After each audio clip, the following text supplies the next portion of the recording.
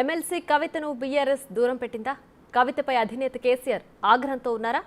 అయితే ఆమె దారి ఎటువైపు? బీఆర్ఎస్ పార్టీలో ఏం జరుగుతోంది?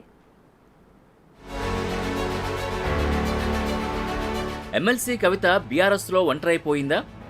పార్టీకి ఆమెకు మధ్య గ్యాప్ పెరిగిందా అంటే అవుననే అనిపిస్తోంది. ఇటీవల జరుగుతున్న పరిణామాల్ని దగ్గరగా పరిశీలించిన వారికి ఈ విషయం స్పష్టంగా అర్థమవుతోంది.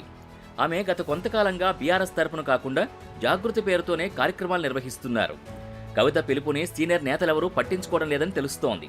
ఇటీవల ధర్నా చౌక్ దగ్గర కవిత నిర్వహించిన ధర్నాకు బీఆర్ఎస్ సీనియర్ నేతలు సబితా ఇంద్రారెడ్డి, సత్యవతి రాథోడ్, సునీతా లక్ష్మారెడ్డి, మాలోతు కవిత ఎవరూ హాజరు కాలేదు. జాగృతి కార్యకర్తలు తప్ప కవిత వెంట బీఆర్ఎస్ లీడర్లెవరూ కనిపించలేదు. దీంతో కవిత పార్టీలో ఒంటరైందనే చర్చ జరుగుతోంది. అసెంబ్లీ ఎన్నికల్లో అనూహ్యంగా ఓటమి పాలైన బీఆర్ఎస్ ఇంకా ఆ షాక్ నుంచి కోలుకోలేకపోతోంది. పార్టీ ఓటమికి కవిత కూడా కారణమేనని అధినేత కేసీఆర్ ఆగ్రహంతో ఉన్నట్టు తెలిసింది. కవిత లిక్కర్ స్కామ్లో పీకల్లోతు కూరుకుపోవడంతో పార్టీ ప్రతిష్ట దిగజారిందని భావించిన బీఆర్ఎస్ ఆమెను దూరం పెట్టినట్టు సమాచారం. అదే జరిగితే కవిత భవిష్యత్ కార్యాచరణ ఏంటనేది అందరిలో కలిగే సందేహం. ఈ విషయంలో ముందు చూపుతోనే ఉన్న కవిత బీజేపీలో చేరే ప్రయత్నాలు చేస్తున్నట్టు సమాచారం. ఆమె చెనజీఆర్ స్వామితో భేటీ కావడం కూడా అందుకేననే టాక్ వినిపిస్తోంది. కేసీఆర్కు చెనజీఆర్ స్వామికి మధ్య చాలా రోజుల నుంచి గ్యాప్ ఉంది.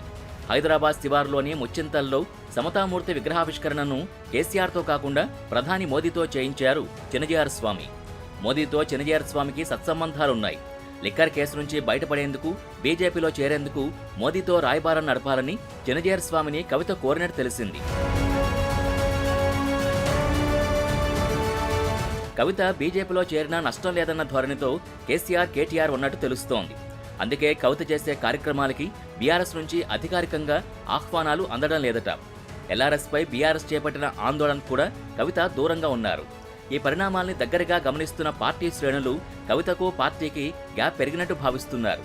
ఒకవేళ కవిత బీజేపీలో చేరాలనుకున్నా ఆ పార్టీ చేర్చుకుంటుందా అనేది కూడా అనుమానమే అంటున్నారు.